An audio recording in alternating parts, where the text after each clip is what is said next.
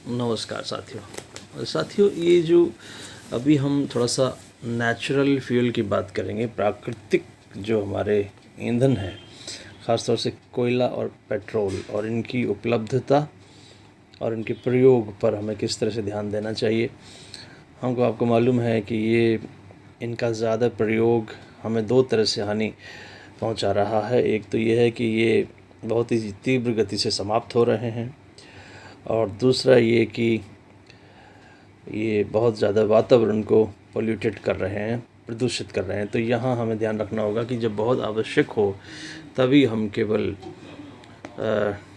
गाड़ी वगैरह निकालें, क्योंकि पेट्रोल की ख़ास तौर से बात करूं और डीजल की बात करूं तो ये एक तो बहुत तेज़ी से ख़त्म हो रहे हैं और पोल्यूशन बहुत ज़्यादा हो रहा है। तो दोनों ही दृष्टिकोण से इसका प्रयोग हमें कुछ कम मात्रा में करना चाहिए।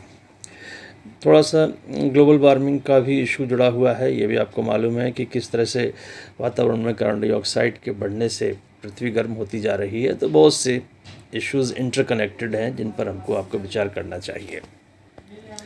मुख्य बात जो ये है, जो मैं आपसे कहना चाह रहा हूँ इस समय, कि जब हम व्हीकल का प्रयोग करते भी हैं, है ना, गाड़ी मान लीजिए ले जाना ज़रूरी भी हो जाता है, तो उस समय पहले तो ये ध्यान रखें कि जब बहुत ही आवश्यक हो तभी गाड़ी लें। अदरवाइज़ हम जो हमारा जो लोकल ट्रांसपोर्ट है या जो पब्लिक ट्रांसपोर्ट है उसका प्रयोग हमें अधिक से अधिक करना चाहिए।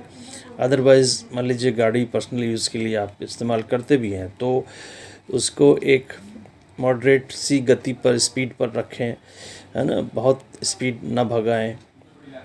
एक 50-60 की स्पीड है, अच्छी स्पीड है, उसको और कांस्टेंट रखें। ऐसा भी ना करें कि बहुत तेज़ भगा रहे हैं फिर ब्रेक लगा रहे हैं। मतलब आसानी से चलें आप। तो एक यूनिफॉर्म सी स्पीड रखेंगे तो फ्यूल कंजम्पशन कम होगा, है ना। ऐसा खूब बताया जाता है कि रेड लाइट पर अपना स्विच ऑफ कर दीजिए। ख़ासतौर से मेट्रो सिटीज़ में बड़ा समय रेड लाइट्स पर गुजर जाता है, वहाँ पे आप का बहुत ज़्यादा पेट्रोल या डीजल खर्च होता रहता है। उसके अलावा आप अपनी गाड़ी के जो पहियों की हवा है वो चेक कराते रहिए। उससे भी फ़र्क पड़ता है ईंधन की खपत में। और गाड़ी के इंजन का मेंटेनेंस, गाड़ी का मेंटेनेंस टाइम टू टाइम करवाना चाहिए। और अगर गाड़ी इंजन अपने आप को ईज़ महसूस करेगा तो आपके लिए सहूलियत, लंबे समय तक वो आपकी सेवा कर पाएगा। इन सब बातों का ध्यान रखेंगे ख़ासतौर से जब आप गाड़ी चला रहे हैं। अन्यथा यदि आप ईंधन पर बात करना चाह रहे हैं तो मुझे लगता है ऊर्जा के वैकल्पिक स्रोतों पर भी हमें गौर करना चाहिए। उस पर हम कर भी रहे हैं, चाहे वो सौर ऊर्जा हो, पवन ऊर्जा हो, है ना। इस तरह का भी हमको अपना विचार बनाते रहना चाहिए ताकि हमारी जो पृथ्वी है वो लंबे समय तक रहने योग्य बनी रहे। हम अपनी आने वाली पीढ़ियों को अच्छी परिस्थितियों में छोड़कर जाएं। इन सब बातों पर हम और आप गौर कर भी रहे हैं, करते भी रहना चाहिए।